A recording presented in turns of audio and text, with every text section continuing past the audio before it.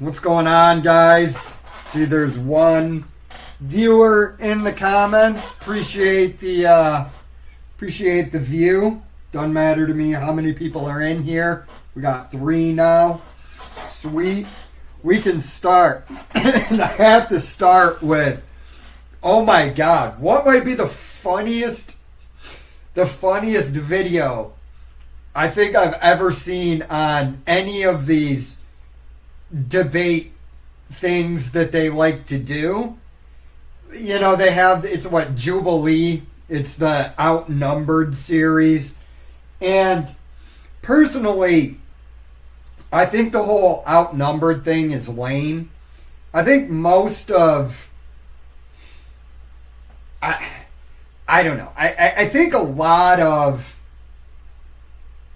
YouTube has turned into pseudo-intellectualism, for lack of a better term. I don't know what other people call it. I just call it pseudo-intellectualism.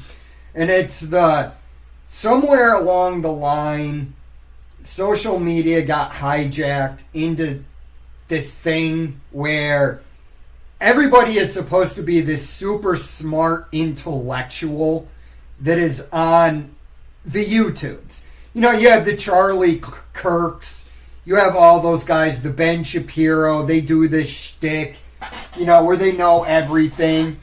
And I'm not saying Ben Shapiro and Charlie Kirk aren't intelligent dudes, you know.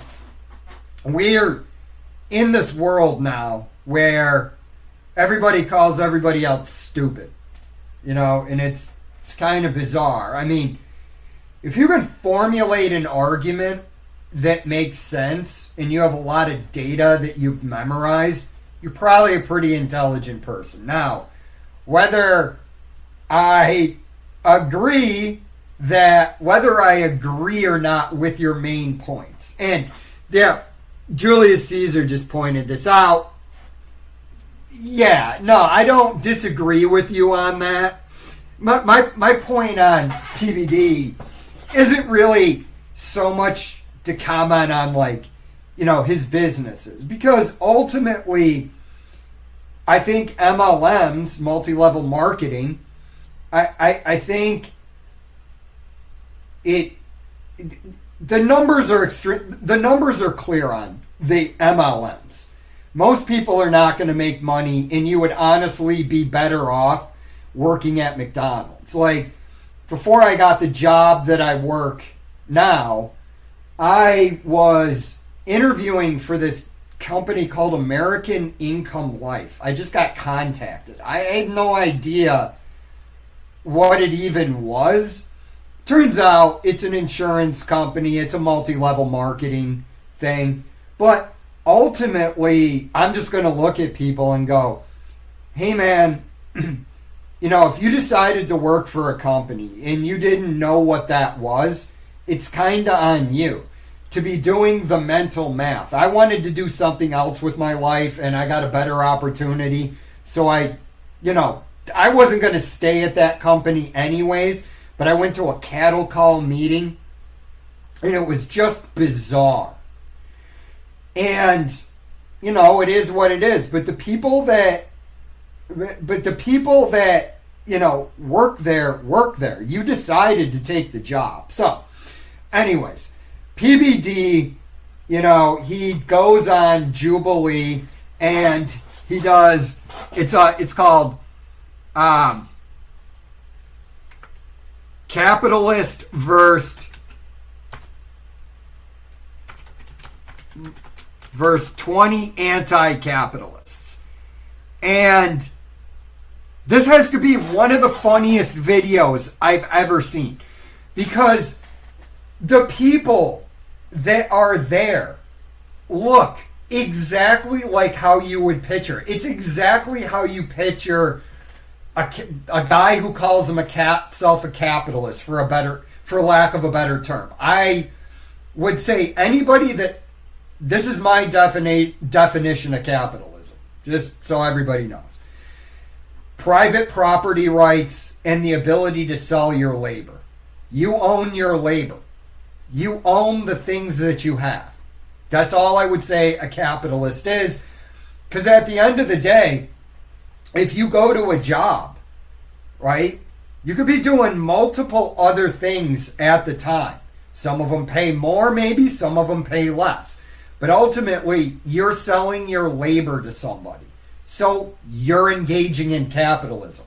You don't want to do it? Don't do it. I don't know what to tell people. But all the criticisms of PBD aside, I watched some of this and I was just cracking up. So let's get into some of these, because some of this is the most California of people.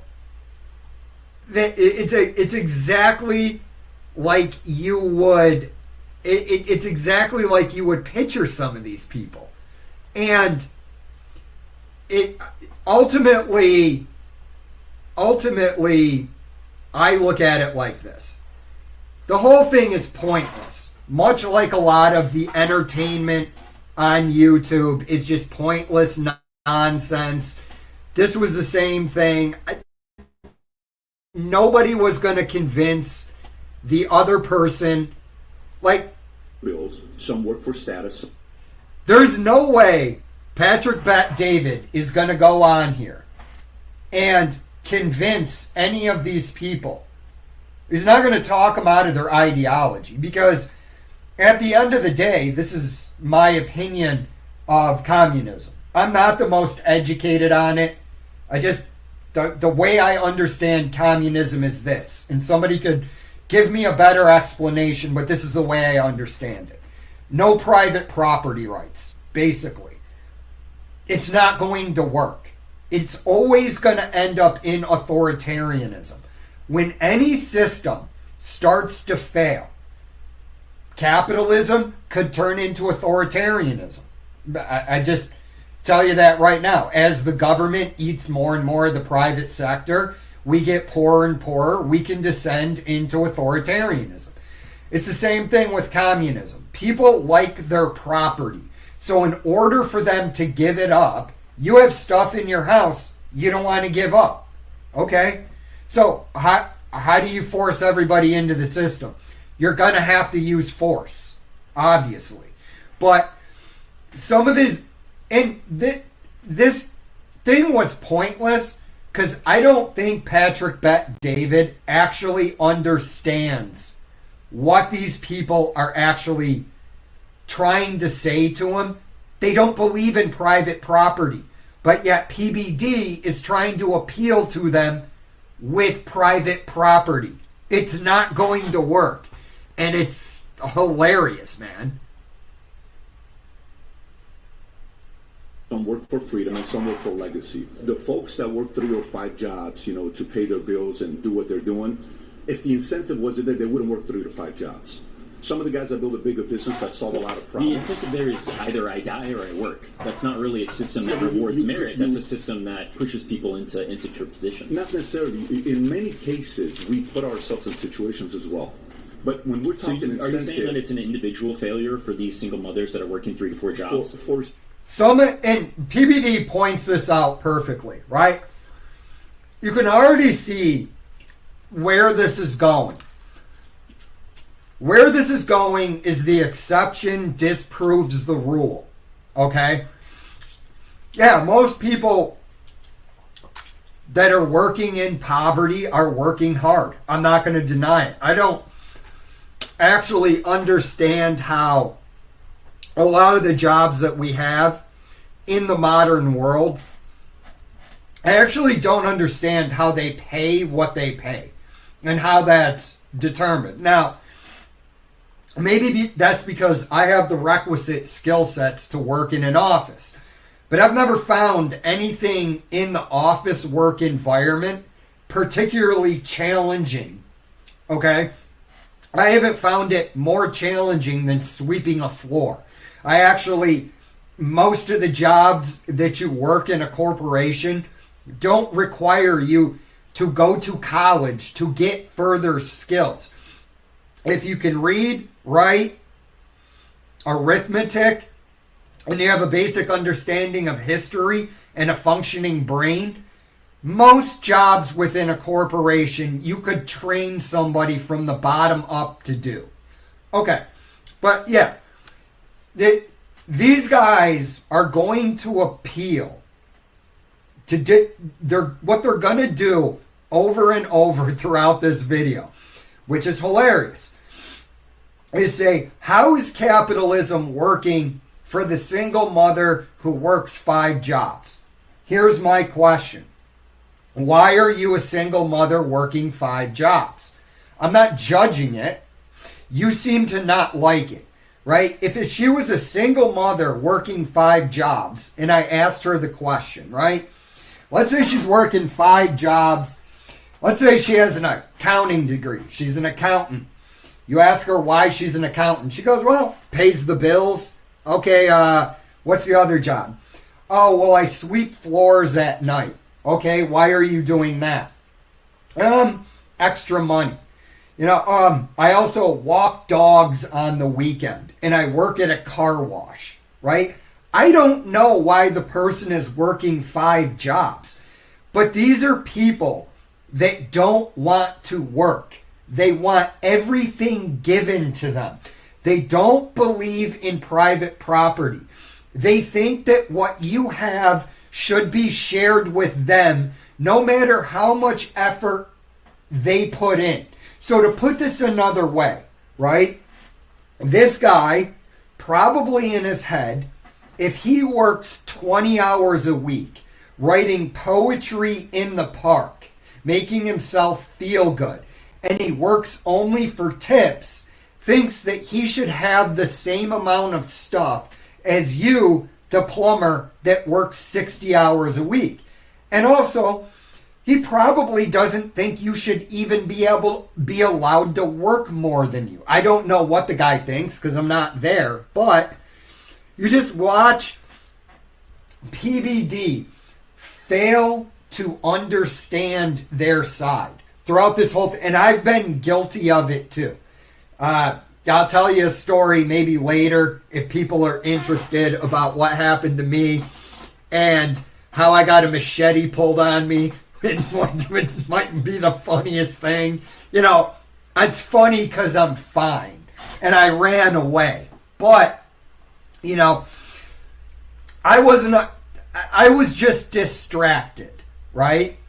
And I was failing to try and understand what the guy was saying to me, which is what PBD is doing in this situation.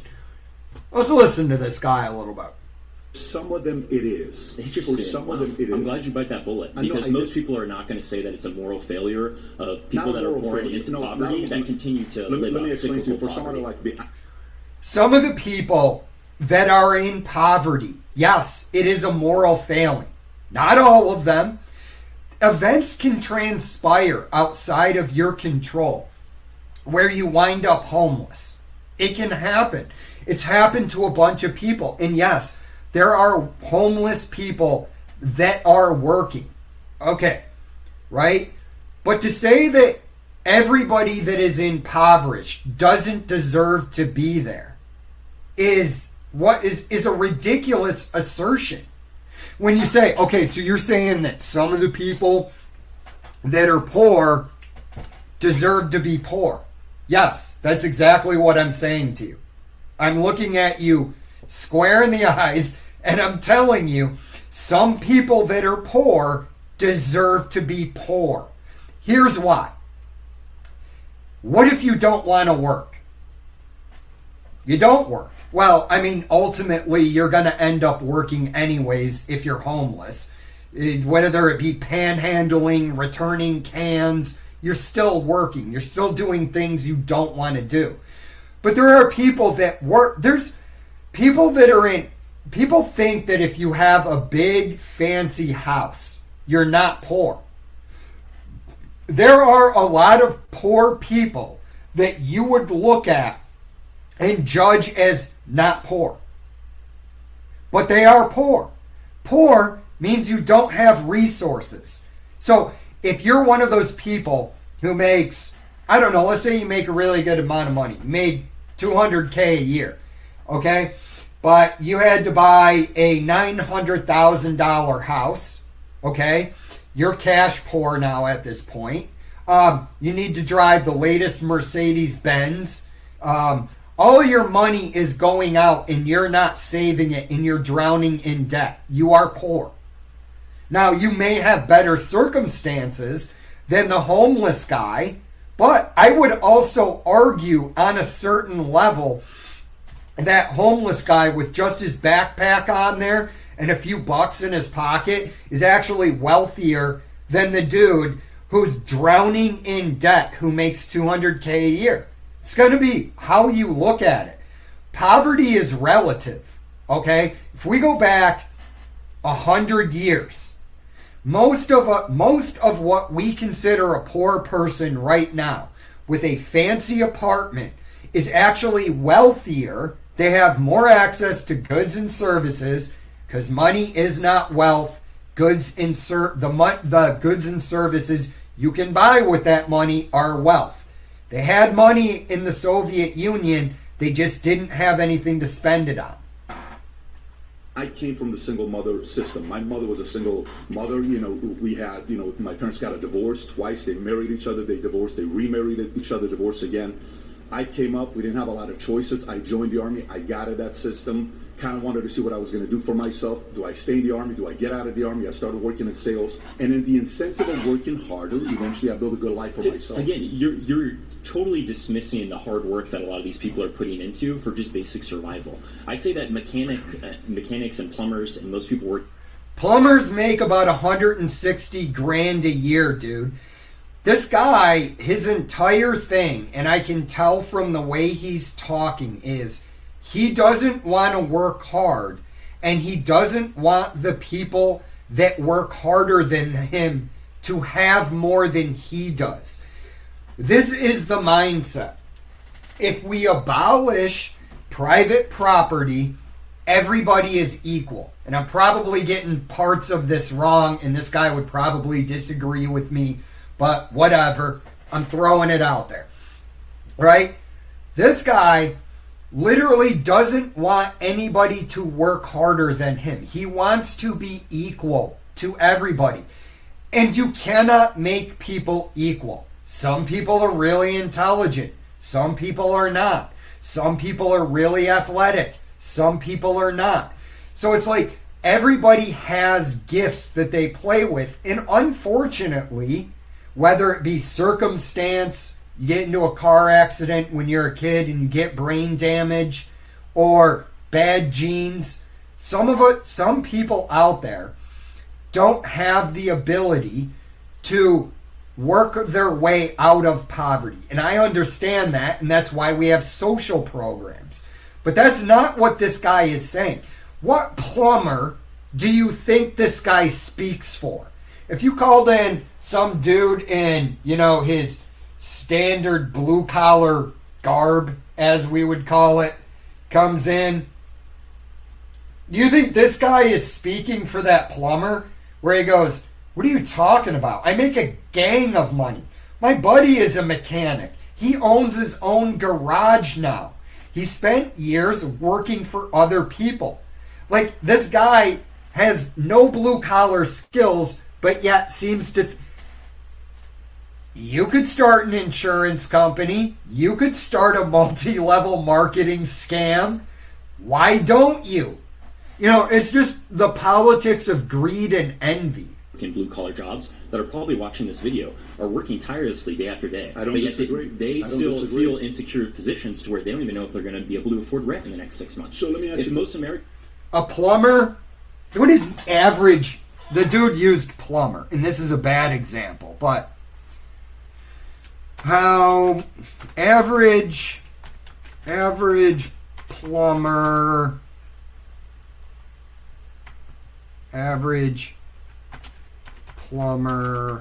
salary. I'll just go with this. What are you telling me, AI? The average annual salary for a plumber was $62,970 in May 2024. Is anybody actually mad if you're making $62,000? look, I get it. Inflation is crushing everything. But what I'm saying is, if you're making $62,000 a year, you're not in poverty if you're managing your money. And it's like, yeah. Americans have a $400 to $500 emergency. They can't even afford that with the basic savings that they have. So this is not something that we should celebrate as promises of a system that gives you more if you work harder. We should say that this is something that rewards few, and I'm glad that you're an outlier that's been able to build a lot of success for yourself. I know that you're a multimillionaire. That's fantastic. What is this guy's solution? The abolition of private property. That you have those resources. But the thing is that cannot happen for everybody in society. It's possible for each individual to do it, but not everybody can be a millionaire. So that's for guaranteed. You, I don't think not everybody can be a billionaire or a millionaire, but I do think people can find ways to use their time. See, yeah, PBD is saying stuff here that I agree with. I want to say this anti-capitalist and his criticisms of capitalism are fair. But what I think that PBD should have done is looked at these guys and said, get me on board with your views. I'm just going to sit here and ask you questions. I'm not really going to respond too much. I would have said, if I was in PBD's shoes, if this was just replace PBD with me, okay, this is how I would have attacked this whole thing. I would have said, get me on board with your vision of how the world should be run. And then you could get them to come out with, well, I think the first thing we need to do is the abolition of private property, because that does come up in here, okay? And then you just got to start asking questions. Let them build their utopia, okay? And their utopia is going to be a stateless, moneyless society. So, okay, here's something I would ask. Yeah, he did offer a guy, but he didn't want it. And that's part of the point. We'll get to that guy. We'll get to a couple of them in a second. I just want to make this point on, yeah, I mean, plumber, like the guy speaking for plumbers, I would look at him and go, bro, do you know any plumbers? I know plumbers. I had a guy come to my house and do work.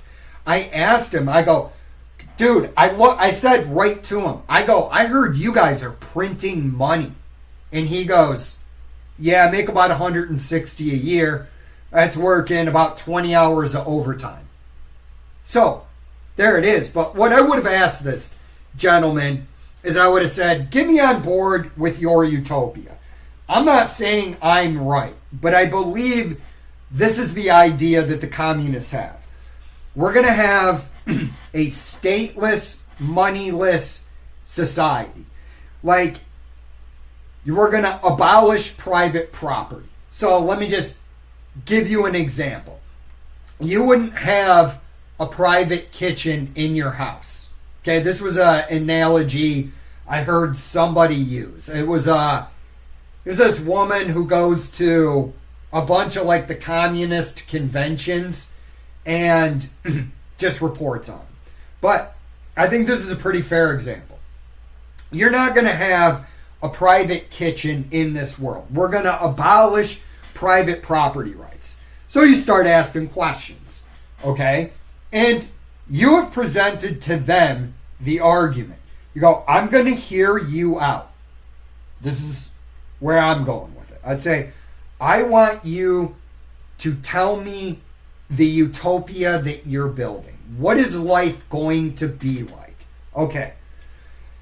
I'm no longer going to own my house because one of them in there talks about decommodifying housing. This is the hallmark of the pseudo-intellectual. This is the hallmark of communists who are all pseudo-intellectuals anyways. None of them, well, some of them are very intelligent, but a lot of the people at the bottom are just useful idiots. So he describes the world. I go, okay, I own a house now. What happens? Well, we would decommodify the housing. So, you would have to take in people from the community. Their words. Okay. So, I wouldn't be able to have a private kitchen, right? I wouldn't be able to own my own bed. No, you would not be able to own your own bed because we're getting rid of private property rights. Okay. I don't want to play that game. What is it that you do with me? Okay, so now I've put him in a position where I've said, I don't agree to the terms of your utopia. You want to take away my housing and put in whoever. Some homeless guy has a need and I have a spare bedroom. So you're going to force me to live with this dude.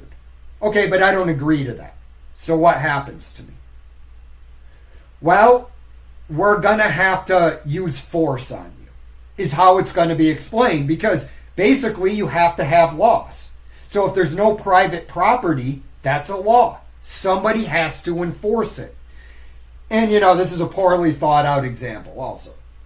So, well, we're going to have to send some people to your house. Okay. And who are these people? Well, these are going to be community members, and their job is to enforce the rules of no private property. Then I say to them, so like a police officer.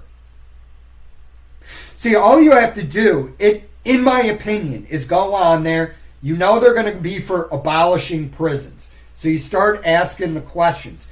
Don't even try to argue with them. You're not going to convince them, and they're not going to convince you. You just go with, okay, so we are going to have police. Well, no. Yeah, but you need police now. You need somebody to come to my house. I don't want to cooperate with you. And now I've got other questions. So obviously, none of us are going to have firearms, right? Well, no, because again, that's private property. Okay. Well, what if we need a job done and we have to go into an area where there's wild animals? Somebody's got to carry the gun. And wouldn't that person require training? You see how this whole thing would just fall apart. And you ask them a question. You go, okay, we have certain jobs in society that people don't want to do. So you ask him what he wants to do.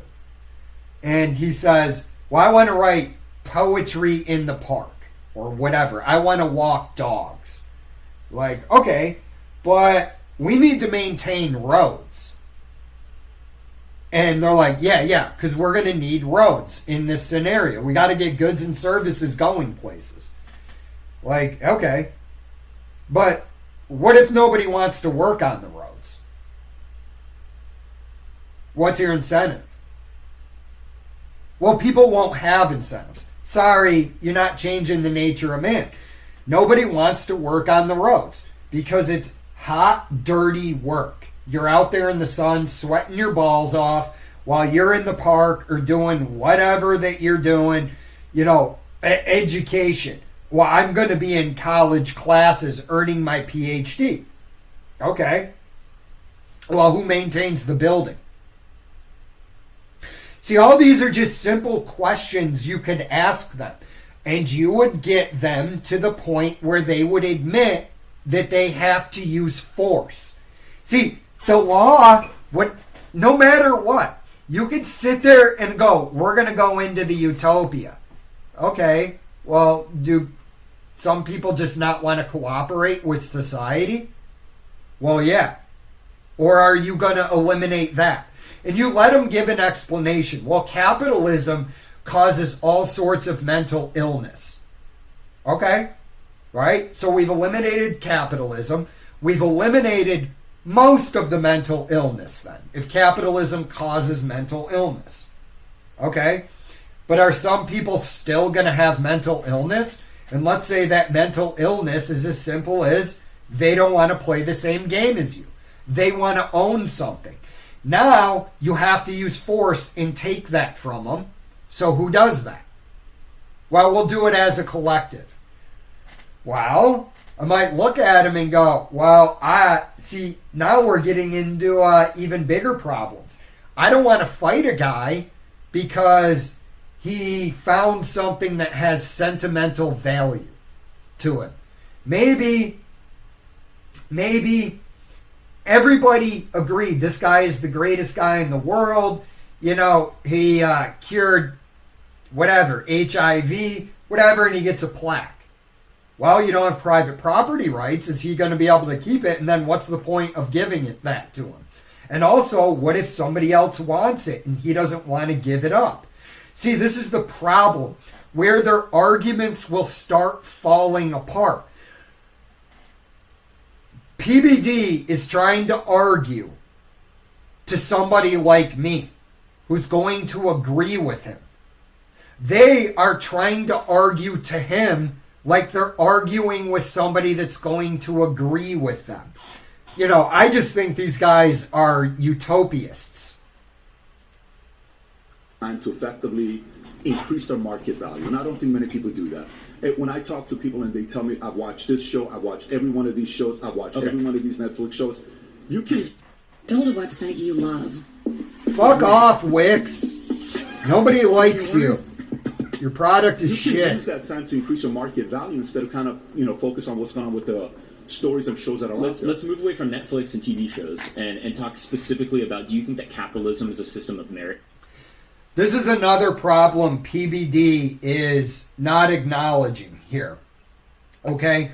He assumes that everybody that's doing bad is, we talked about it earlier, but he's kind of assuming that everybody that's doing bad is playing video games and watching Netflix, which isn't the case, and which does come across kind of condescending to the person complaining. I actually agree with PBD in that, look, there's a simple reality in life, okay? And we all need to face it. If we're not getting the results that we want from life, from relationships, from work, from the gym, whatever it is, you're doing something that's not working. Okay? And you can try and force the world to be the way you want it to be. But it's not going to work. So like what I would kind of explain to this, or what I would ask this guy is I'd just be like, all right, give me like a specific example of how you're not getting what you feel you should be getting out of the deal. Again, PBD does not, why this is so funny is PBD does not understand his audience. That rewards people that are of higher merit? I do. Okay, so how would you say that this is a meritocracy when we have some people that are born into excessive wealth and some people that are working minimum wage jobs to provide for 3 or 4 kids? How would you say that that's a meritocratic society? Those are two different things. Why are you working a minimum wage job when you have 3 or 4 kids? Okay, something had to happen there. Now, I'm not blaming the person for being there, but I'm just saying something had to happen. And if you're not satisfied with that, are there things that you could... And I agree with what PBD is saying there. Did you also notice the guy's left hand? I don't think the anti-capitalists understand is that the more you concentrate power, the more you're going to get a guy in there that doesn't want to give it up. That's just the reality of it. So at first, and they'll tell you in here, you're going to have to centralize power, and communism needs to be global for it to work. Otherwise, it won't work. It's just the reality. Because everybody knows it. People are going to leave, they're going to flee communism. That's why you need it to be everywhere on the planet, and that's not going to happen. Ever. It's just not going to. Unless you get the replicator from Star Trek and infinite energy. It's just, but yeah. I don't know. I'm sick of this guy. They are two different things, very unequal things. Well, no, not necessarily. The parents get credit for making responsible decisions so they can take care of their kids. The parents It's not a get credit. meritocracy, though. We're building dynasties of wealth. Not necessarily. My next claim is if all the See, like, if I was on there, I guarantee you they would ask me something like, do you think it's fair that Jeff Bezos has X amount of money? And then they'd get mad when I looked at him and I said, well, Jeff Bezos has made me wealthier. What have you done for me? You know what I mean? Like, I don't know. I just was laughing. And this is the one I wanted to get to. Because this is the most California. If California manifested as a man, it would be this guy. money in the world were divided equally, it would return to the same pockets within 5 years. I don't think it would be within 5 years, but What's your name? Caleb. Caleb. Yes. So you just said that you are proposing if we divided all the wealth equally in like 5 years. How would you propose we divide the wealth in that way? In this thought experiment, again, Right. if we're going to give it a serious Right. look, I want to understand, how would you propose that happen? I hope you realize this is just a question we're asking everybody, right? But if you take all the wealth, which is around $500 trillion, okay, give or take, you divide it by 8 billion people, Okay. it would be around $62,500 each. Within 5 years, I don't agree to that because I'm losing a lot of money in this situation. But PBD has a legitimate. I don't agree with the statement PBD threw out there, but I do agree with. I don't think it would be within 5 years. Well, actually, 62,000 per person. Yeah, within 5 years, it'd probably be back in the same hands. And I would be angry the entire time that I had to give up money for this experiment. the people that don't know how to handle money themselves, they would lose it all. And within 5 years, the same wealthy would get the same amount of money. As someone who certainly doesn't make that much money, I'm willing to take that as a gamble just for fun. Right, I'll be sure. honest. But at the same time, like, okay, so you're just now claiming that people who don't have wealth don't know how to manage it. And that's fair because a lot of them have never had it before. So what do we do to You see how pseudo-intellectual this entire conversation is? basically ensure that people like myself who are currently, thank you to the United States, thank you to the state of California for giving me medical insurance to get blood work, for giving me food stamps so I can have food. I've applied to... This guy's in his early 30s, if that. Why, and PBD's about to offer him a job. But, and I'm not going to do this much longer, but it's just, I don't I know. don't know how many hundreds of jobs. I can show you the receipts. I can show you the email confirmations. Like, I am trying my best to use my values with the freedom that we have So if here. I give you a job, you would work 40 hours a week? If the job is in alignment with something that's noble and good, I think I could. Yeah, there you go. I think I could. So it's like this guy has no idea that when you're going into an interview, the person interviewing you is the customer, not you. So if I go in and let's say I wanted to work for Patrick Bet David, and I walked in there. I don't want to work at an MLM. I already have a job, so I don't really care. But if I walked in there, right, and I put my resume in front of him and he asked me to share my thoughts, I would look at Patrick Bet David. This would be my spiel. I would be like, sir, I believe I can be an asset to your organization. Here's my resume. I have a degree in finance. I have 2 pointless associate's degrees. I went through heating and air conditioning school. I was a generator mechanic in the Air Force. And I want to work hard, and I will start Monday morning, even if it means that I have to sweep the floors and take out the trash.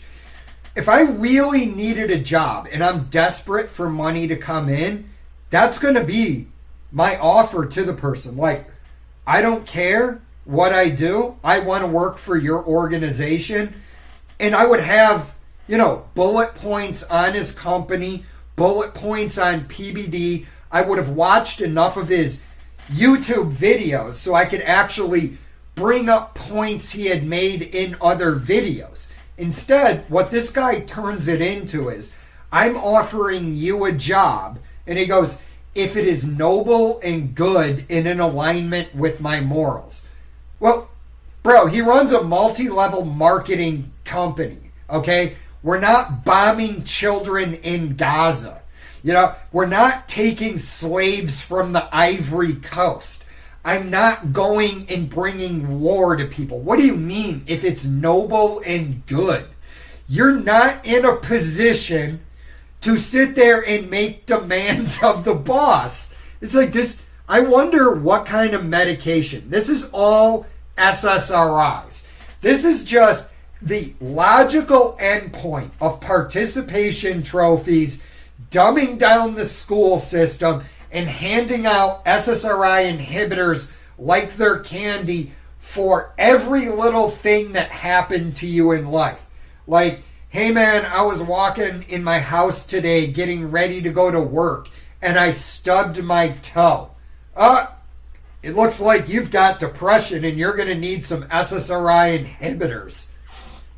And the issue is, and again, you may say that this is a personal weakness, but like right now, substitute teaching, tutoring, trying to help in that way is making it so that I'm able to scratch by. Yeah. But without the supplemental income and the help from the society of people who make more money, But I'm going to not have enough. okay, but then the question becomes, right? And I don't have any answers for you on this. Like, I have no real opinion on it because it's too complicated. All right, we can tell this guy is mentally ill. His name's Caitlin. He's, whatever. I don't care if this guy is the most competent in the world at his job. I don't really... Caitlin, nice to meet you, okay? But if he didn't have that supplemental income, would he be forced into finding a productive job? Whether it be as an actual teacher, although I could make arguments that our current system is not actually a productive system. I can make that argument. But I'm just saying, would he be forced to go and get a full-time teaching position? And is the supplemental income actually holding him back? I don't know what the right answer is. I want to address something which you made a point that I agree with. On why don't some people create wealth? In my family, when I was growing up, and I was telling this young lady over here, when my dad was a cashier at a 99-cent store, we've never owned an insurance policy before. My parents, we've never owned a house before. I've never lived in an apartment with a swimming pool before. We've never had a 401k, stock, mutual fund, none of that stuff. I had no clue how money worked. So for me, when I got out of the Army with a 1.8 GPA, out of high school, I went straight to the Army because I didn't know how money works. If you look at our system today, in high school, we learn about a lot of different things. They don't teach us about taxes, finances, mutual funds, stocks, bonds. Colleges don't even teach a lot of that right now. So you come work out. in high school? Did I work in high school? Have you? Whether you're a contractor or a master technician, Harbor Freight understands your job depends upon reliable tools. That's why we're committed to offering professional-grade tools that rival the top competitors. Sorry, I walked away. Fuck off, Harbor Freight. Have you have experience like me, someone who's essentially on those front lines working? I've worked with many high school teachers and the directors of psychology to talk to the youth. Yes, so I have. Right now, I'm in a position where I have options, like you said. I do have some options, but they seem to be somewhat destructive and exploitative of me, of my peers.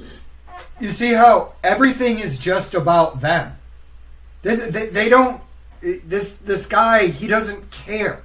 He will take everything from you, right, or me, because he doesn't have it. Well, right now I have some options. Okay, so why are you complaining? But they seem exploitative. Okay, like there's exploitative parts of every job. You're not gonna like every second. You could find a job that you love. You're not gonna love every second of it. sorry, there's going to be days where you're in a crap mood. Came home, found the neighbor banging your wife out, and they were filming to put on OnlyFans or whatever. Your dog passes away, you lose a family member, you make a stupid decision over the weekend, you go to Vegas, you get a bunch of coke, you sit there and you bang out a bunch of prostitutes, right? You spent all your money, you're flying home so mind-numbingly hungover because the cocaine hangovers are about the worst thing in the world. It's one of the funnest drugs that turns you into the most annoying human being. You got to Vegas with your buddies that you haven't seen in a bunch of years, and you got fucking Tommy there, and Tommy's a fucking whoremongering cokehead, and you had made peace with it on the flight over. You go, God damn it, when I get to Vegas, Tommy is just a big fat party animal. I already know that dude's going to have a bag of cocaine, and I'm going to have the worst splitting headache Monday morning when I roll into the office, when I get out of this boys' weekend in Vegas. I'm probably going to have gonorrhea, possibly syphilis, and then you get there. What does Tommy want to do? Tommy's funneling beers at 4 o'clock in the afternoon. The cocaine is flowing. You guys end up at the strip club after you gambled all your money away. And not all of it. You kept enough to get some hookers. And, you and Tommy and Steve, you're up in your freaking room just nailing out hookers and doing cocaine all night. And then you're flying back Sunday afternoon with nothing but empty pockets and a depressed soul. And you know that you're going to have to go to work on Monday morning. And you get in there and you're just sitting around just sitting there thinking about where your life went wrong. You knew Tommy was going to have cocaine and you went anyways. Yeah, so your job is a little bit exploitative. You know what was way more exploitative? I talk about it, being a serf in medieval England. We still have it better. It was way more exploitative in the early 20th century than it is now. You sit around at a desk compiling TPS reports as your soul dies. You don't complain. You do it for 40 years. You invest in the stock market. And then, you know what I mean? You just go out to the pastures. You got just enough money to get you through retirement. And you fucking die. And that's when you get peace. You're not going to have it on earth. Get up and go to work. So I'm trying I think to you're too selective for jobs right now. You don't have the ability to be selective at this stage. Well, but the thing is, I do because I'm instilled with a freedom that is maybe God, universe given, and I don't actually have to because of the system, like you said. I don't have to play along with some corrupt game. So I gave up I think California is perfect for someone like you. Dude, that's where PBD is tired of his craziness. He shouldn't have said that. But even back to my original point, I didn't remember that this dude said that. But again, it's the don't feed the bears, on some level. Like, I don't know. I don't know what the right answer is. Would it be to kick him off and be like, yo, look, homie, you have job offers. You just don't want to work.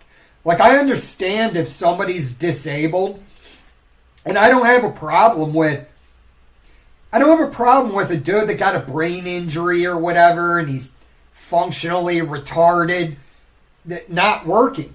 Because I don't know that I want to work with him anyways, and I'd probably rather just pay him to stay home.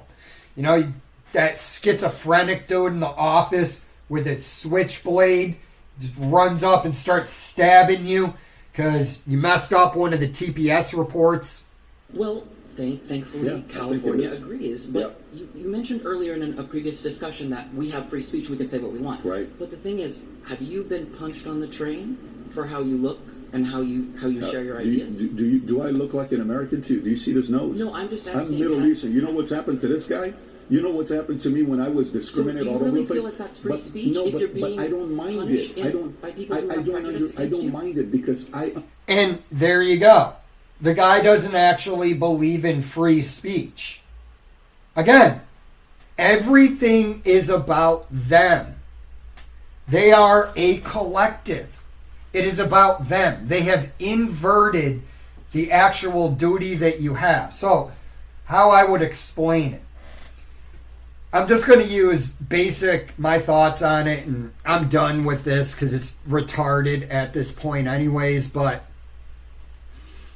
you see it right there, or I had put that up on screen, but dude, the guy is literally sitting there going, have you been punched on a train because of how you look? Well, I mean, that's honestly not free speech, that's battery, but it is what it is. And the guy's sitting there. He doesn't believe in free speech. Again, PBD was talking the wrong language. He's talking the wrong language. Oh, lies, right? Yeah, and I mean, I own Amazon in my index funds.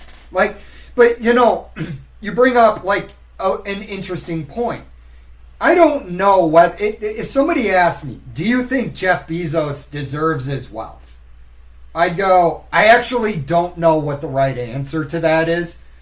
But, if I was talking to these guys, and they said, do you believe Jeff Bezos earned his wealth? And I said, I don't know, right? I just look at it as, it is what it is. He started the company.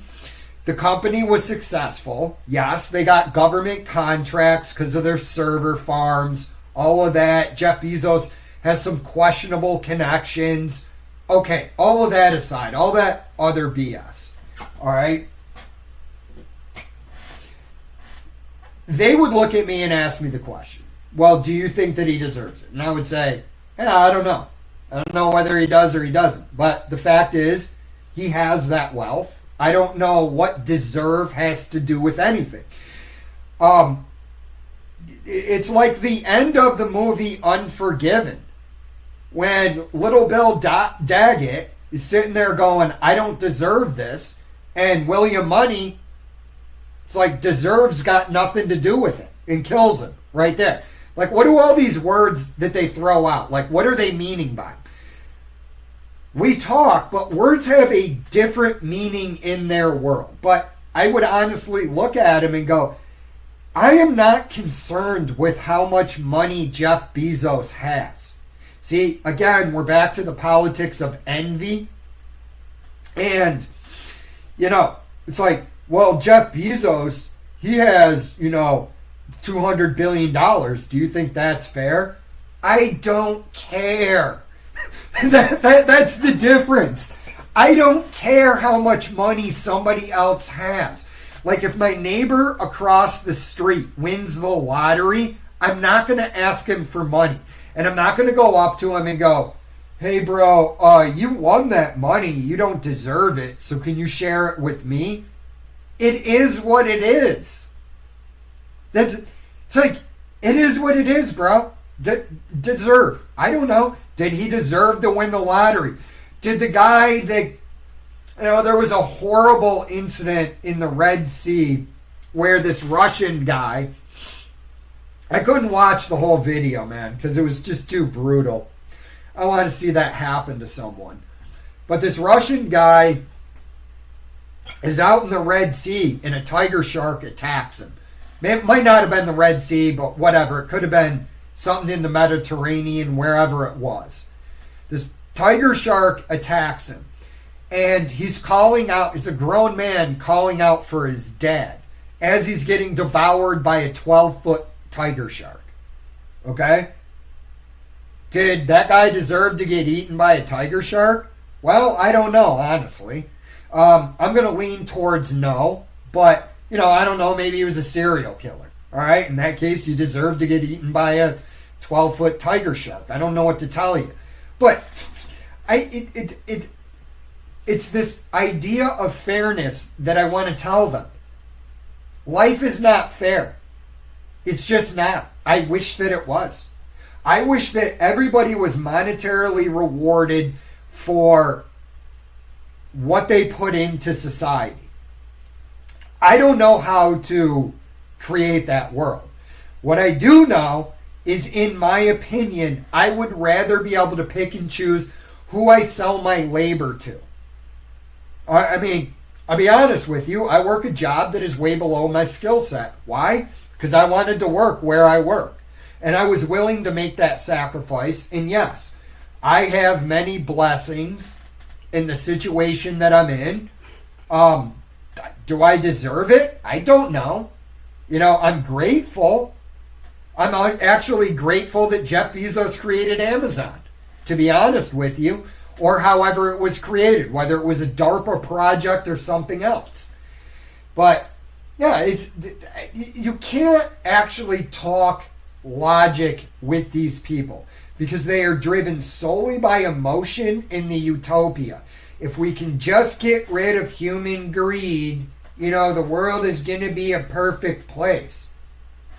Yeah, but human greed, honestly, has done a lot for the world. You know, whether you wanted to get rich from starting a business or it was just a byproduct, if you created more goods and services for me and, you know, you want to make as much money as... It's like... I don't know, man. I don't even know why these things exist. I'm glad that they do. I'm going to start doing some comments. Probably not going to get to the Bari Weiss.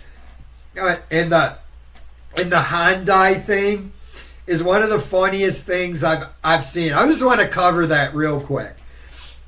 If you didn't see it, Hyundai got busted as they were building this battery factory in Georgia, I believe. Could have been South Carolina. It was Georgia or South Carolina. And it was a Biden administration idea. Hyundai was going to come over here and build electric batteries for the EVs because, yeah, that's the direction we're going in. It's exactly what I told you at the time. It was utopia. It was going to fail. You go back 5 years, when I first started on YouTube, everybody's going to have a self-driving electric car, and we're all going to finger our assholes on OnlyFans on the way to work. And then you're going to send that car off, and that car is going to become a robo-taxi. And it's like, well, at a certain point, you know, if everybody's got a robo-taxi, why wouldn't I just pay somebody? I don't know. I don't know how it was going to work out. But anyways, ICE raided them. And they had all these illegal immigrants working there. And I'm like, what did you think was going to happen? American labor has become too expensive. It's actually something that China is going through now. You know, we did all these things. We had the government get involved in healthcare, raises the cost.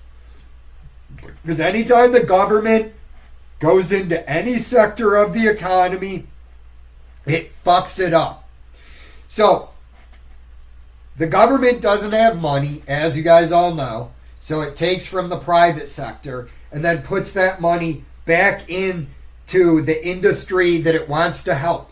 But now you've created economic distortions because the actual free market can't compete with government money. So now our healthcare costs are exploding. Insurance is going up thanks to Obamacare, for lack of a better term. The Affordable Care Act was written by the insurance companies, the pharmaceutical companies, and all, you know, their lawyers involved in the industry to favor them. There you go. You know, so our labor is too expensive now. And that's why the ruling class elites want to import workers. But it turns out that's not sustainable now because we're going through a population crisis. Decline. Yeah. It's amazing to me that so many people can't figure out cause and effect. Okay? Why is everything so expensive? Government printed a bunch of money during... They didn't really print a bunch of money, but here's why.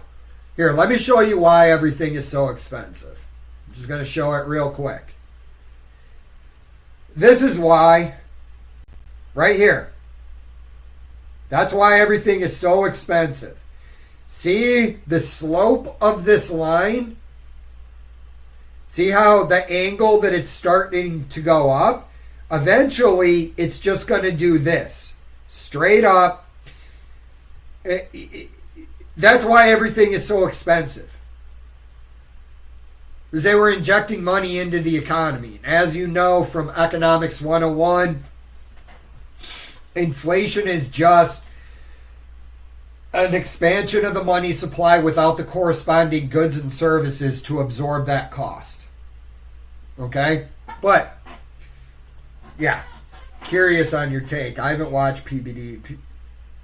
Oh, dude, PBD is mad shady. You can go to the episode where he was on Rogan, and he was gifting Rogan all these things, and I'm like, he's a salesman. PBD's extremely wealthy, good on him. I don't begrudge him his money. People will be like, well, he ran an MLM scam. Okay, but what responsibility do the people working for him have? Did you not do some research online? You know, that's what I'm going to tell you at a certain point. Okay? I don't think what he's doing is good, but that's why I don't work for his company. And I don't want to work for it. But it is what it is, man. You just screwed over people. Oh, I completely agree. MLMs are a terrible place to work, but they're still around because people are willing to do it.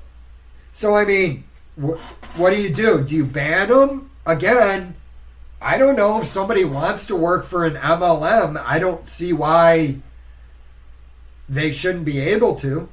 I don't know, maybe you'll be one of the 0.0001% that gets really lucky working for it. I mean, again, I'm not going to take that risk and waste my time. I'd go get a job at McDonald's for $25 an hour, or however much McDonald's is paying now. You know, next year, a McDonald's cheeseburger is going to be $35. Probably somewhere in California, because you got to pay the workers $30 an hour. Wonder why everything is so expensive. Yep. Yeah. I don't know. I'm not a big fan of his. I don't mind his valuetainment stuff. And I didn't even mind that he did this. It's not really in the past. Okay. All right. He brought on a fake politician. Well, bro, all politicians are fake. You know what I mean? Like, you don't need to put the word fake in front of a politician. None of them are truthful about anything. The major guy. Okay. Oh, Larry Elder? Did he bring on Larry Elder? Stole so much money, he didn't even go on the ballot. Yeah, I don't know what was going on with that. I don't know much. I've seen a few of his videos and liked what I saw. They were motivating and had some good... About the MLM. Yeah. Again, you know, look. We're sitting here on the MLM part going, yeah, they just promise you basically a bunch of bullshit. You know, when I went to the cattle call for American Income Life, because I didn't know what it was. I was like, all right, insurance? Yeah, I'll come in. You guys are... I didn't know why they were contacting me, but I was like, all right, I'll at least hear you out. I needed a job at the time. And They show you a video about how awesome your life is going to be driving a Ferrari or whatever. None of the people in the parking lot even had good cars. It was one of the most bizarre, and everybody just came across to me like fake as fuck. And I'm like, I'm not doing this. But again, that's your decision. PBD has done some good. I don't know. It is what it is. None of your influencers are pure of heart. Okay? I still like Joe Rogan. Okay? I still like his podcast. I don't think he's as bad at comedy as everybody wants to make him out to be. Yeah, he's a stool humper, okay? But I mean, in reality, I don't laugh that much at even Dave Chappelle's specials. I laugh more with my friends than I have during any comedy special. So, but Rogan, I'm sure a lot of it is about the money. I mean, he's friends with all these billionaire cats now. You know, and he probably feels poor, but again, we've everything is turned into a purity test. But I'm going to say, I don't think very many of the influencers that are out there are actually good people. Look at the biggest ones in the finance space. Meat Grinder, LaFufu, Stock Slow, Tom Gash. Even though for whatever reason I actually like Tom Nash, I don't know why. I think it's maybe because he looks like a pug. I think that's really what it is. But they're not good people. Most of the people on YouTube, I think you would find most famous people have some level of fakery to them, which is why we find it refreshing when you see a dude that there's no bullshit with. So, I don't know, man. I don't know what the right answer is. You don't want to work at an MLM, don't work at an MLM. I don't know what to tell you. Nothing is free. This who's Sheldon. Platform. Who? PBD. Oh, did you? CoffeeZilla was... Okay. Yeah, a lot, bro. Most of the stuff within politics and the charities, it's all fake. What you got to do is, and this is what I do, is before I'm willing to give to a charity, I go and I look up what percentage of the money gets to the actual thing I'm donating to. Like Tunnels to Towers is great. I think it's like 92 or 94%. There's going to be administrative fees. Wounded Warrior got in trouble because it was down in the 70s that they were, giving to the supposed cause. That's why I don't donate to them. But dude, a lot of the charities are fake. Front for his, yeah, he sold it a few years back. I think I don't blame him. Why wouldn't you sell it for like $500 million when you can just be a YouTuber? And I do believe Patrick Bet David bought his way in on YouTube. Like you said, I think he did because it was going to be good for business. Can't prove it. Maybe I'm wrong. But yeah, my friends. Yeah, no, I don't disagree with you. Like, it's not real insurance. I don't even know what kind of insurance he actually sells.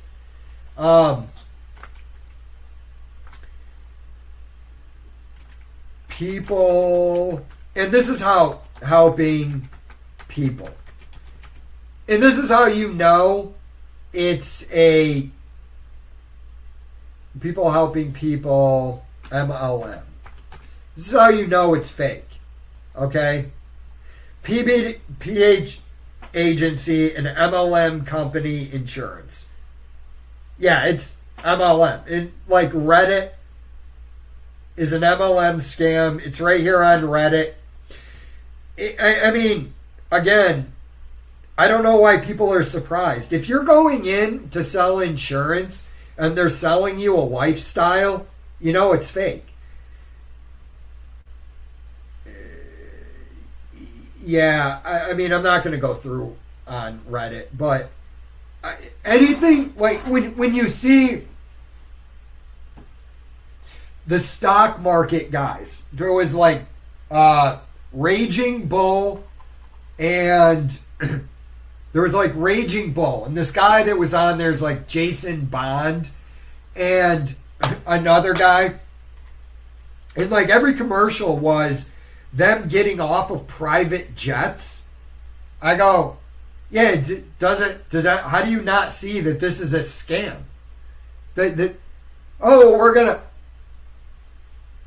We're gonna get involved in the stock market and we're all gonna be flying around in private jets. That's not how any of that works. You know, maybe later, if you have Warren Buffett money, but I don't think that dude is gonna.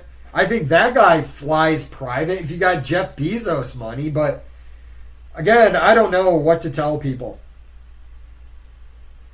I'm not sorry. No, I don't think that any. Look, even the anti-capitalists on there, I will say to them, they do have points, but it's kind of difficult to explain it to them. Perfect capitalism is what I like to use as an example. They want to use perfect communism. I'm going to use perfect capitalism. Perfect capitalism is capitalism between, say, you and your neighbor. There's no government involved. There's, obviously, you're not doing anything, illegal, right? But perfect capitalism would be this. Your neighbor walks over to you and he goes, hey, Jay, like, yeah. Hey, man, I'm going out of town this weekend, so I'm going to ask you something. If I pay you, I'm going out of town next week, okay? Would you be willing to mow my lawn for $50? I look out at my neighbor's lawn, right? My neighbor's lawn is small. It'd take me 20 minutes at most to mow it. And he goes, I'll give you $50 if you mow my lawn. I go, done, bro. When do you want it done? If you could do it on Wednesday. All right, I'll do it on Wednesday. Snap a pic. I'll send it to you. Give me 25, I don't know. However you want to work it out. But why that's perfect capitalism. He has to buy my labor from me. I could be doing multiple other things in that 20 minutes that it takes to mow his lawn. I could be, rubbing one out to pictures of your mom. I could be in Vegas doing cocaine with whatever that guy's name, Tommy. Could be doing cocaine off of the hooker's tits. I could be doing multiple other things. I could be, wrestling alligators. Whatever it is. But I said, I value that $50 more than I value my 20 minutes. That's perfect capitalism. But you're never going to have that. So these anti-capitalists confuse crony capitalism, which is what we really have, with capitalism, much in the same way people confuse on the right communism with the Soviet Union. That's why they say communism has never been tried, because it never ends up in communism. So I had to learn what I was wrong about communism. I always thought communism was Maoist China and it was the Soviet Union. It's not.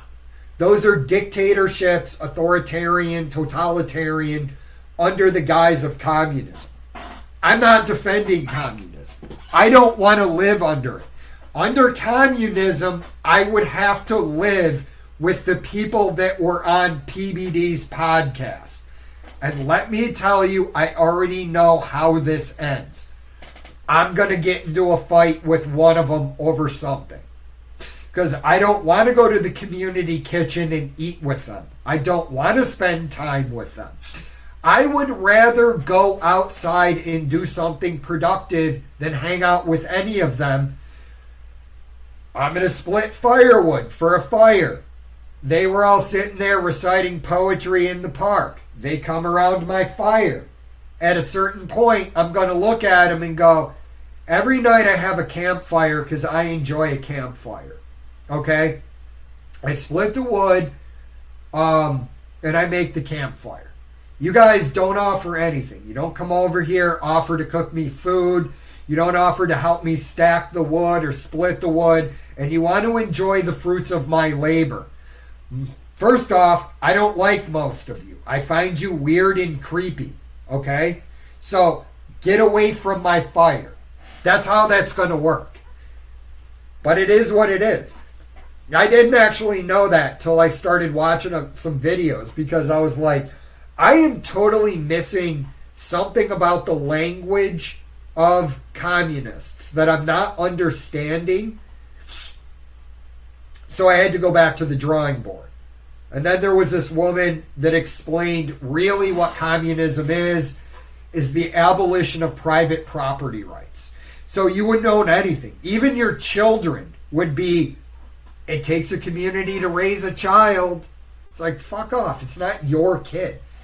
Our kids, that's how they see it. In more of like a tribal society mentality. Not knowing that you will work harder in a tribal society than you do today.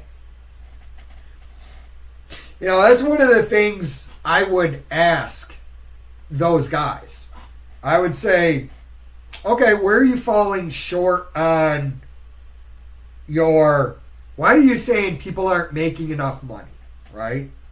Well, medical care. And then I would start asking them about possessions they have in their house. And I would say, are you willing to give up whatever? Know that. Thanks for sharing. Gail, funny thing is that traditional... Oh, way more. I know people that do insurance that are doing quite well. Yeah, that's all it is. You got to recruit family members. That's one of the things within people helping people. Yeah, I don't know if that was Larry Elder. I think Larry Elder was on, but he was busy stealing money. Well, dude, all politicians steal money. Yeah, that doesn't surprise me. And then they blame somebody else. Probably, they probably blamed the janitor. Funny thing is. Yep. Yeah, I mean, again, there's a lot of things I can point out about Meet Kevin. It doesn't surprise me he actually used the money. Meet Kevin is a scumbag. You're a scumbag for having those courses. I don't think anything... I'm not going to buy them. If somebody wants to give me access, I would do a fair assessment of Meet Kevin's courses from my point of view. But I don't think they tell you... I don't think it actually tells you anything. I bought Ryan Scribner's course for like $93 just because I wanted to see what it was. And it was a poorly worded PowerPoint slide on finance. It was awful. A blind date with a girl who worked. I didn't know she worked for them prior. She was oh, dude, who do you think you're gonna get in there? Do you think... I'll be honest with you. I would go and work at McDonald's before I would work for his insurance company or whatever it is, his MLM. Literally, I would just go, all right, McDonald's paying $20 an hour. That's enough money for me to, at least put a roof over my head until I can find something better, or maybe I'll work my way up in McDonald's. I don't know.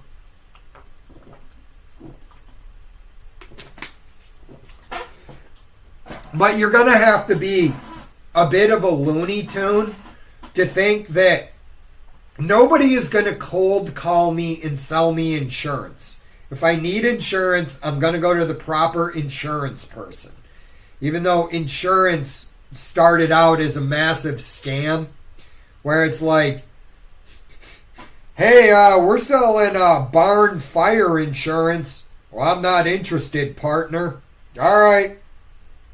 Hey, I noticed that your barn burned down. Would you be interested in some barn fire insurance now? While you're looking at the dude, like, you burned my barn down, didn't you, motherfucker? Like, no, of course not. I'm totally on the up and up. Well, PBD's a big guy, but I don't think he has the actual bone structure to be a bodybuilder. The only way you can be a top bodybuilder is you have to be a genetic freak. That's really it. It's really, I'm not saying bodybuilders don't work hard. They do. It is a grueling sport. But you have to have the genes. Like, I could never become a bodybuilder. I just don't have it. I'm not a mesomorph. I just don't have the frame, and I don't have the genetics. Like, my skinny ass chicken legs are not, I'm not going to build massive calves.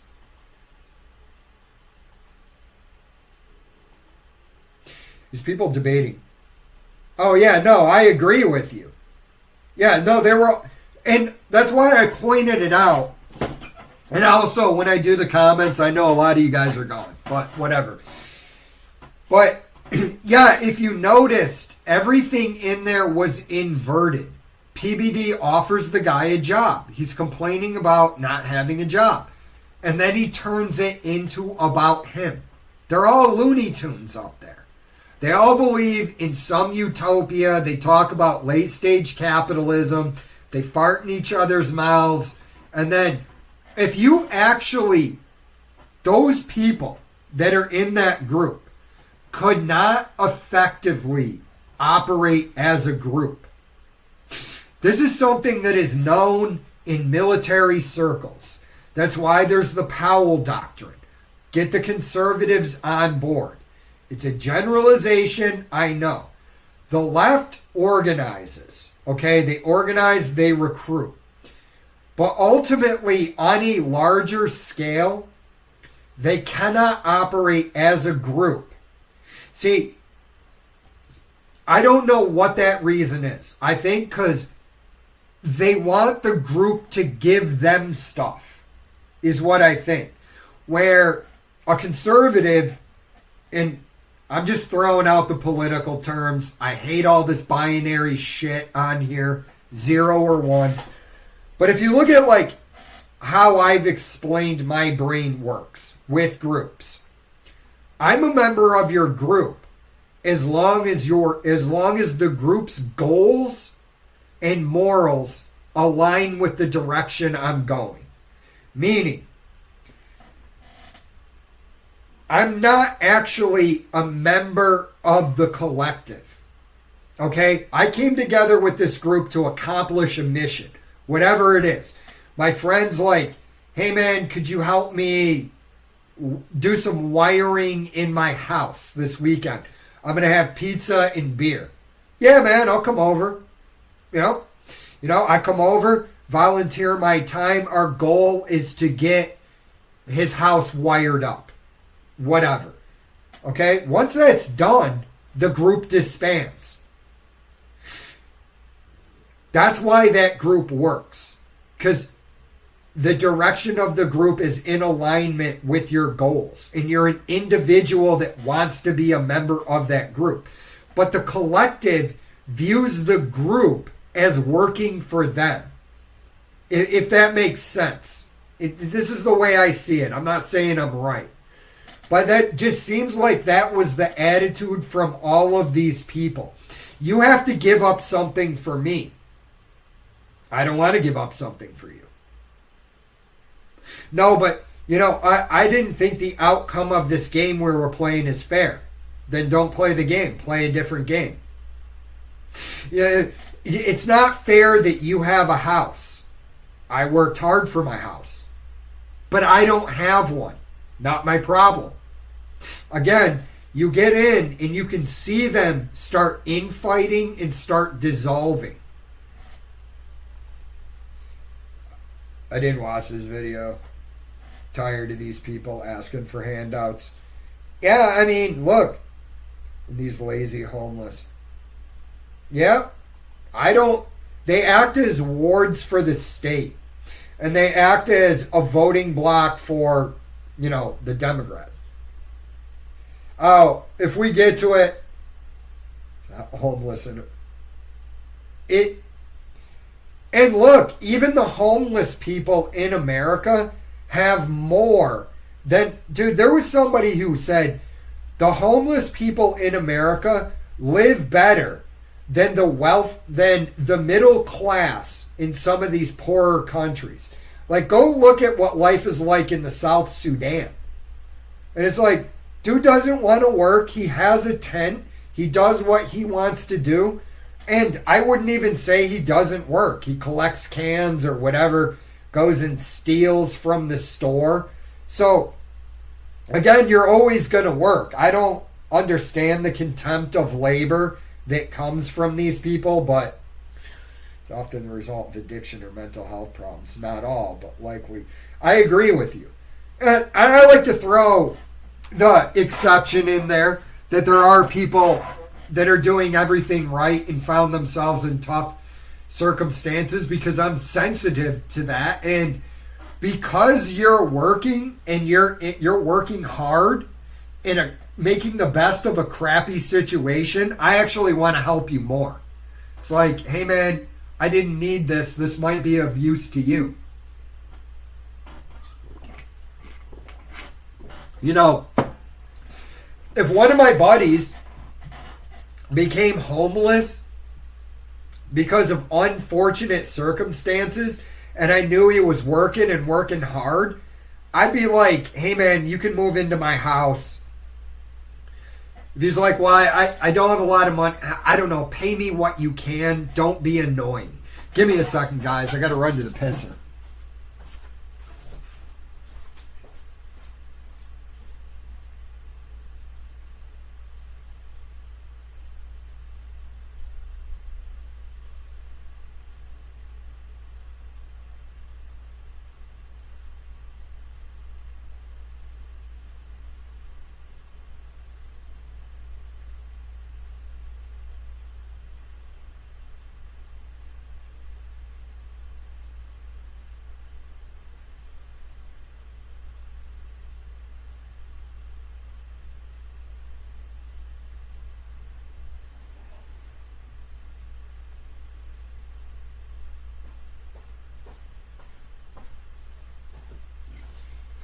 All right, sorry about that. Thanks for sticking around.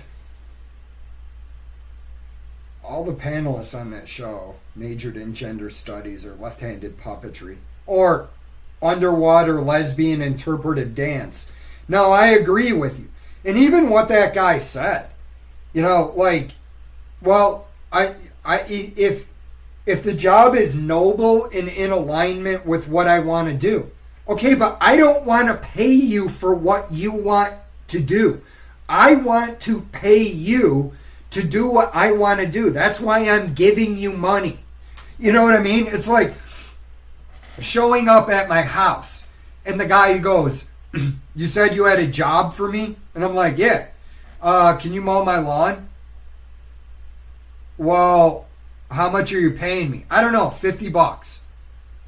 Well, I don't want to do that. Can I still have the $50? No, you can't have the $50 unless you mow my lawn. Well, it's not what I want to do. Okay, then get the fuck off my property. You don't want to do it, you don't want to do it. I don't need to convince you of it. I agree with you. It'd be one thing if the guy was on there and he goes, here's my current situation, right? I'm working 3 jobs. I'm not getting where I want to be. And then PBD goes, okay, well, but I don't know. None of them actually want a job. What they want is to do what they want to do, and they want someone to pay them. And then they get mad at you if you have more stuff. Again, it's jealousy and envy. Yeah, dude. Plumbers are crushing it. If my back and everything wasn't messed up, I wouldn't mind being a plumber for the job. Guys, bro didn't want it. Yeah, he did it to a couple of people. He offered another dude a job who was in Texas. And I could tell his story was just all bullshit. And I would have been like, sounds fantastical. But again, yeah, sorry, I do that too much. Oh, I paid big money on a pipe issue at my house. Plumbers are... Oh, again, I go back to the guy that was doing work at my house, $160,000 a year. Because I asked him, I looked at him and I go, bro, you printing money over there? And he goes, yeah, pretty much. Yeah, sorry about that. Communist butthole is community prop. Yeah, pretty much. You don't even own... Like, communism is actually worse than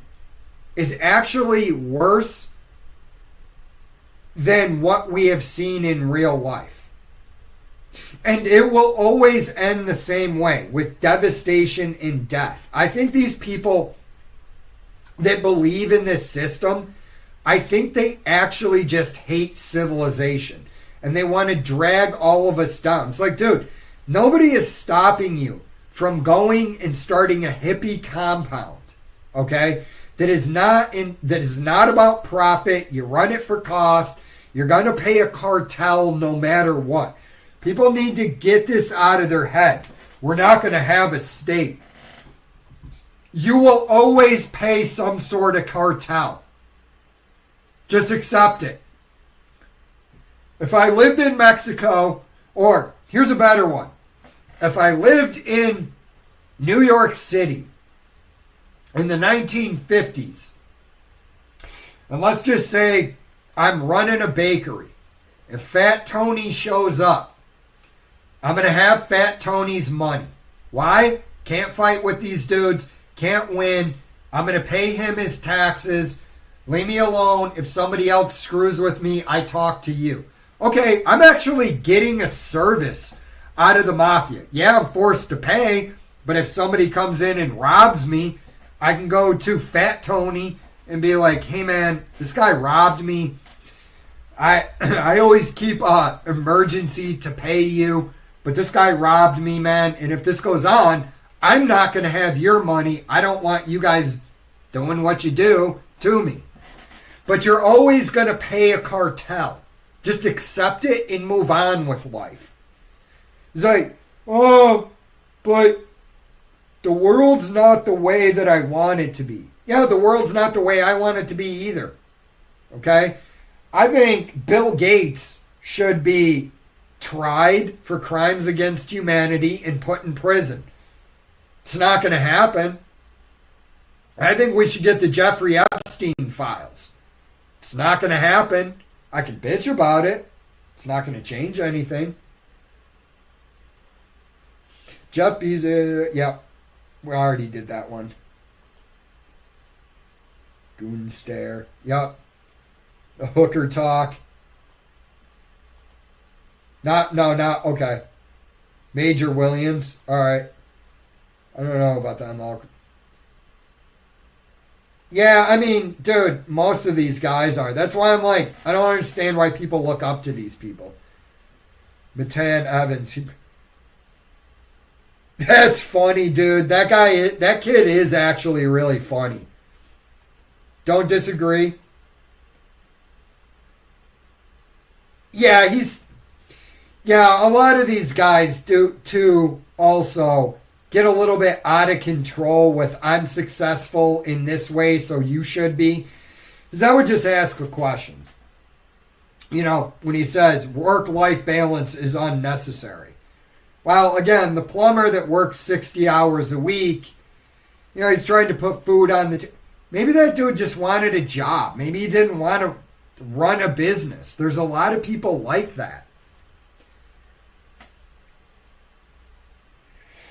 Yeah, but again, I don't know that that would be a perfect... I'm not here to sell anybody the utopia, because even perfect capitalism is going to have problems.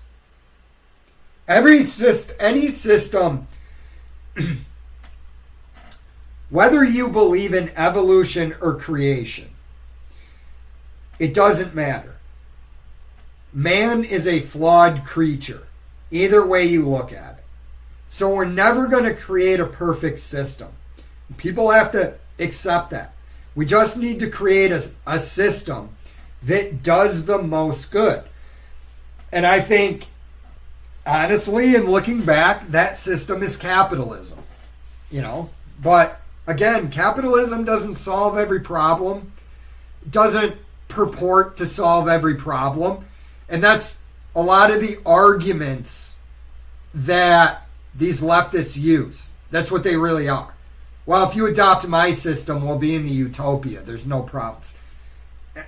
Dude, any system that has humans in it, you're not going to perfect man. And who said you even have the right to perfect man? Yeah, but again, perfect world, perfect capitalism probably. But we don't live in a perfect world, and you need government. You need organized groups of men that are willing to go out and commit violence to protect what you have. And you have to pay them. So you're going to end up with a government no matter what you do. Again, can't change man. Oh, I know. That's why I actually said that. Because I actually looked that up. Or maybe it was CoffeeZilla. Maybe it was a CoffeeZilla video I was watching where they actually explained that you would have been better off just getting a job at McDonald's. Just can't help. Yeah. Yep. I agree. I completely agree with you. And that's one of the arguments the leftists use, right? Well, we haven't achieved the utopia, so we need to go with my vision and achieve the utopia. But it's like, what do you want to do with people that don't want to cooperate with the system?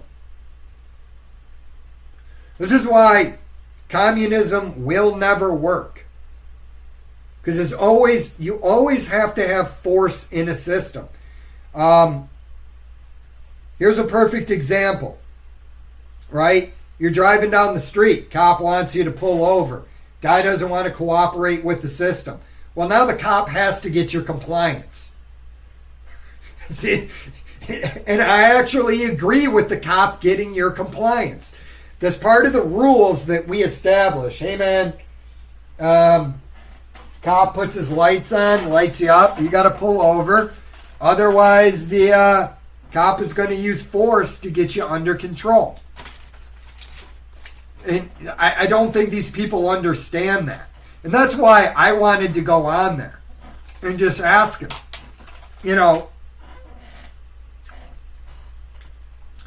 what I would have done, honestly, I said something like this.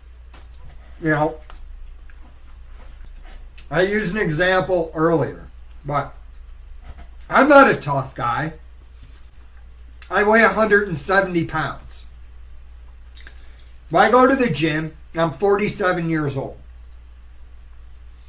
Almost every dude that was on that panel, I could just grab and just fold them up.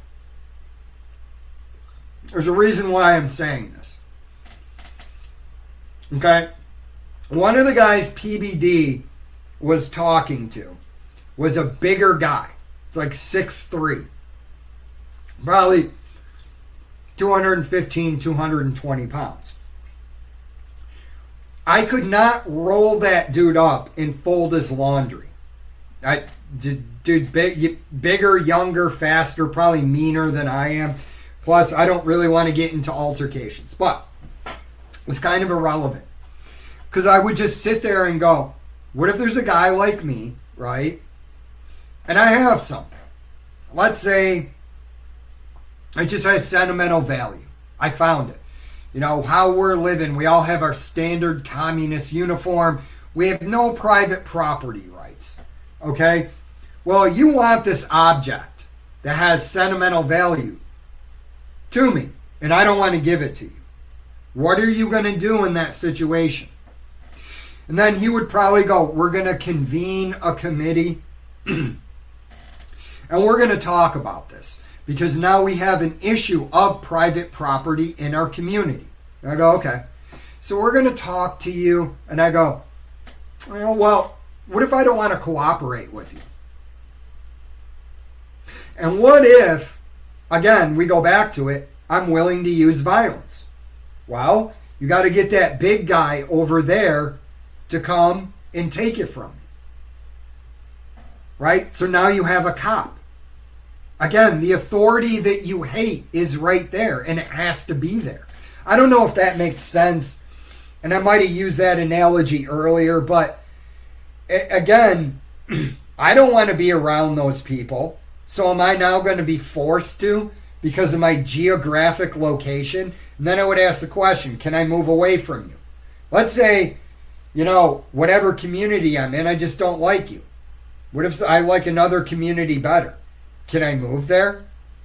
And what if they're willing to accept me? But what if I do a job that's vitally important to your community? Can I move? How does this work?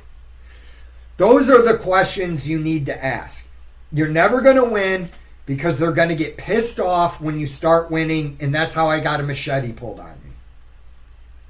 I actually met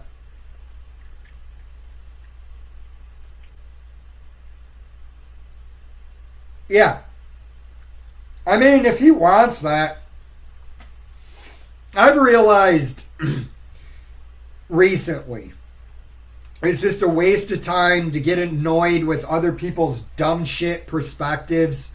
Okay? If that's what you believe, all right, whatever. Don't agree, but it is what it is. I feel like a lot of these people, it's exactly what they want.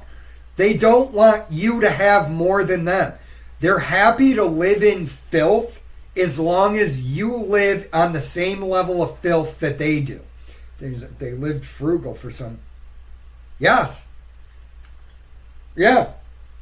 I mean, the numbers are clear, and PBD tried to point that out, but they don't want to listen. I asked him, how would startups and innovation come about?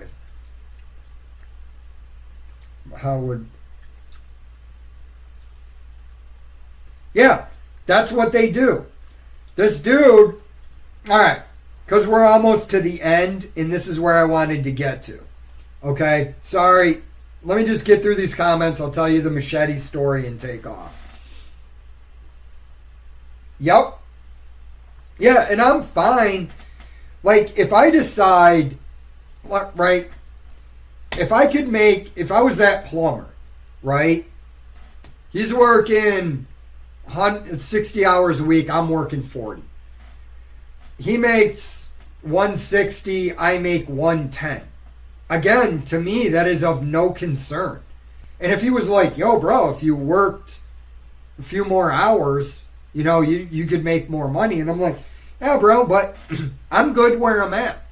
I'm not jealous that you make $50,000 more than me a year. You're where you want to be. You have kids. I'm a single dude. This is plenty of lifestyle for me. And, it is what it is. Again, stop envying. I do it. I'm not saying I'm perfect. I have way too many flaws. But stop envying other people. If you want what they have, go ask them how they achieved that. Like, hey, man, what do you do? Well, blah, blah, blah. I do this. Oh, how'd you get involved in that? I went to school for this. Okay, maybe go to school for that. Just ask successful people. It's like, if you're working out and you're skinny and fat, and you see a guy and you admire his physique, walk up to him at the gym, look at him and go, hey, bro, it looks like we have similar natural frames, but you're really much more built than I am. What are you doing? And what am I doing wrong? Again, you can want the world to be the way it is, but it's not going to be. And, if you're not getting the results you want, well, I'm sorry, but you got to change some things.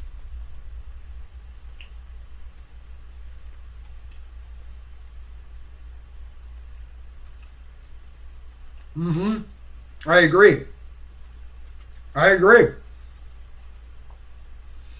Yeah. I mean, look, I made a lot of mistakes investing wise. It's one of the reasons why I started the channel. I mean, I would like to make money from YouTube, but whatever. I have a good time sitting here reading your comments and talking shit. But, I made a lot of mistakes. I would be way more wealthy if I had just started putting away 5% of the money I made when I was 18 or 16. But my family also didn't really know anything about money. And, I've done the math on how much wealthier I would be, and it's torture. No, I wouldn't be 7 figures, but I'd have substantially more than I have, and I'm doing pretty decent. But I have nobody to complain to. My mom didn't teach me how to invest. Okay, well, why didn't my dumbass learn? Because here's the reality of it. I don't know why it took me so long to get interested in this subject. But I always had kind of a little fascination with it. But I didn't do the work to understand it. Because I was young and spoiled, dealing with family bullshit when I was young. But ultimately, I have nobody to blame but myself. But here I am. So Jay, what's the earliest you could retire by? To be honest with you, bro, I could quit working now. I don't ever plan on quitting work. So I'm going to probably do, at most, if I don't find something that I like more, 10 more years in the organization I'm in. That'd put me at 57. If I retire then, I'm just getting a fun job. I've already got some plans. Probably I'll start doing taxes for half the year. I think I'm going to go to heavy equipment operator school, and I think I'm going to go to machinist school. And then I'm just going to see what kind of jobs I can get. But when I'm in my 70s, if I don't have anything to do, I'm going to just go to the pound and, I don't know, give dogs baths and walk dogs. Maybe I'll even start my own dog grooming company when I'm at like 70. But I don't want to quit working. I don't, like, what am I? I'm not going to retire to sip mojitos by the pool. We get plenty of downtime. So even when I'm older, I plan on working part-time at least. If I get to like 70, I'm probably going to try and work 20 hours a week at that point if I'm retired. Or the traditional retirement. But yeah, I'm not just going to stop working so I can sit around and fart into the couch cushions all day like a lot of people want to. Probably right, Cal. Strange, where criminals get... Oh, they do. 100% they do. And it's, again, it comes out of that leftism. That, I mean, for, again, say it one more time, lack of a better term, but it comes out of that leftism where it's like, the guy who the guy who stabbed that Ukrainian refugee in the neck, he's a mentally ill man. But I heard Sargon of Akkad, and he was right. If I'm dictator, that dude would have been hung by the end of the day. Or hanged, however you want to say it. But, if I'm dictator and I'm running society, I would have just said, all right, grab that guy up. We have it on video. Or maybe I would even still give him a trial. And right after the trial, I'd go, okay, so we convicted him. Yup, take him out back and hang him. That's what I would do with him. You can't have that. But yeah, I got the machete. I'm going to end on this story. I got this machete pulled on me by a communist. And it's my own fault. When I was talking to him, there was the little guy that screams danger. While I was talking to him, said run. But this store that I had gone to, where I buy a certain product of question, I got used to talking to this Armenian dude. And this place gave me the heebie-jeebies, so I should have just never gone there. But this Armenian dude that was working there was cool as hell. And we would have all sorts of conversations. He was high. I would regale him with stuff about USAID, tell him where to watch it, tell him how crazy it is. So I got into the habit of talking to people. And I knew something was off. He left, and then there was a Russian girl there, but her language was all wrong. And I didn't recognize it because I didn't have my radar up. Complacency kills. Okay. So she would say stuff like, we're all family here. And I'm looking at her, I'm like, I'm a fucking customer. I'm not your family. I don't give a shit about you. You're a middling, attractive Russian girl. I'm like, I'm not family with you or anybody else in here. But I didn't say that to her. I would just humor her because she would give me free products. And I've been doing the mental math on this place for a while. It's going under. So I go into the store. I'm getting some product. Start talking to the dude behind the counter. And he said the store is struggling. So I'm trying to be a nice guy. So I'm trying to understand it. I go, oh, you're struggling. What's going on? I go, look, man, I went to USF for finance. Maybe I could just point a few directions. I'll be like, I'm not saying I can solve your problems, but what's going on? He goes through it. And we start talking. This guy is a communist. Okay? And he's mentally ill. But I'm trying to be nice. Well, anyways, as we're talking, the conversation just starts going south. And I'm like, all right, this guy was getting mad at me because he was talking about economics. And I'm like, what are you talking about? And he goes, there's macro and micro economics. And I go, I get that. But where are you getting this stuff from? I'm not understanding. There's different schools of economics. Frankfurt School, Austrian, Chicago. I go, I'm not really super familiar with all of them. I understand Austrian economics, whatever. Guy starts getting mad at me, and I'm like, okay. So he tells me something about if you don't have the money, because I told him, I go, well, part of the problem might be what you're paying labor here.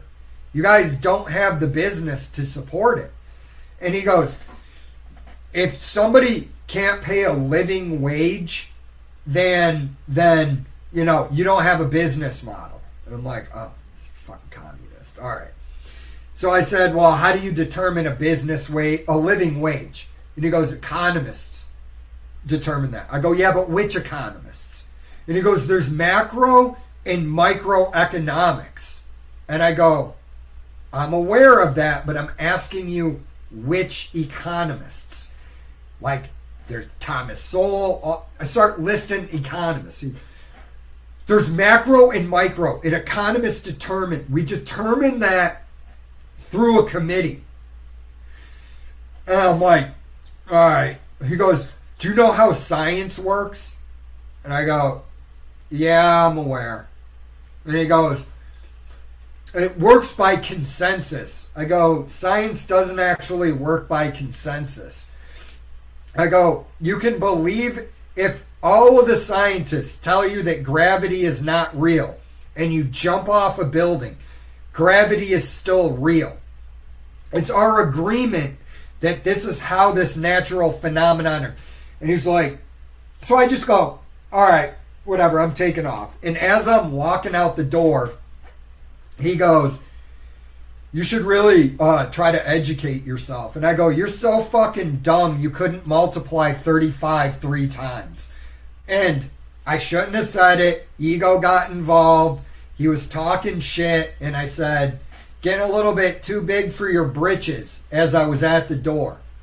And then he grabbed a machete from behind the counter and chased me out of there. I had enough of a lead, and he was a hippie that's probably never worked out a day in his life, so he wasn't going to catch me. But I'm like, yeah, this is dumb on my part. I'm like, yep, I'm a moron. You should have just disengaged. And that's my machete story. It's kind of like one of the lamest things ever. Because ultimately, I'm partially at fault. I should have just walked away from this dude when I realized he's a card-carrying communist, which is which was the impetus for this video tonight. And, you know, it is what it is. And then I just had to go back to the drawing board, and I went, I don't care. The only place I'm talking about this stuff anymore is on my YouTube channel. That's it. You know, it is what it is. But anyways, guys, yeah, that's my lame-ass machete story. And I'm going to call it a night. So, just want to thank you guys for hanging around and listening to me incoherently rant. I try to appreciate your time. Hope you guys have a great week. And I'll probably be back next Sunday. So, thanks for watching. And I'm out.